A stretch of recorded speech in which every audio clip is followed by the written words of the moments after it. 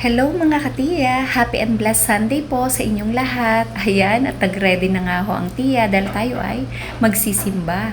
At ayan nga ho, kasama ko si Tio J. Sinamahan niya ako magsimba dahil may lakad din naman daw ho siya pagkatapos nga ng misa. Thank you Lord for everything and for this day. At pagkatapos nga ho ng misa, abay nagutom naman nga ho kami ni Tio J.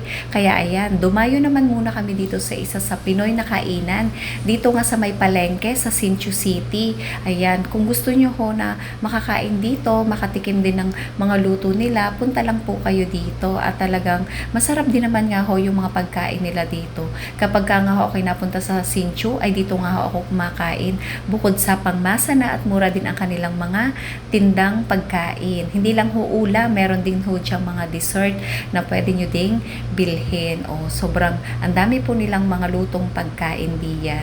At ito nga ho ang aming in-order. Sa akin yung sisig at saka broccoli na gulay. Kay Tio J itong dinuguan at saka Bicol Express. At ayan nga ho, dahil medyo mainit, refreshing tayo. Ang halo-halo, nakapaghalo-halo na ba ang lahat? Pagkatapos nga ho namin kumain, abay, busog na nga ho ang Tio at Tia. Kaya tumambay muna kami dito sa may park sa Sinchu. At sabi ko, wala pa tayong entry, Tio J. Minsan lang ho kami magkasabay ni Tio J ng day off. Kaya ayan, sinamantala na ho namin. At ito nga ho, nakita ko sina kuya naglilinis-linis sa may sapa. Meron ho kasi diyang mga isda na tilapia, kaya dapat talaga ay malinis po yung tubig. Inaalis nila yung mga dahon, ay kaya nga la, panay din naman nga ho ang hulog.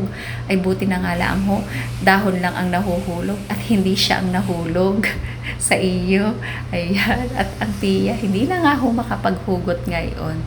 At alam niyo ho talaga na sobrang ganda po talaga dito sa Taiwan. Malinis ho dito, tahimik, at saka talagang napaka-simple lang din ho ng pamumuhay dito. At ang saya ko nga din ho dahil nakapagsimba na naman nga ho tayo. Alam niyo ho yung pakiramdam na peaceful ang ating puso. Maraming salamat po sa inyong lahat sa patuloy na panonood. God bless you all!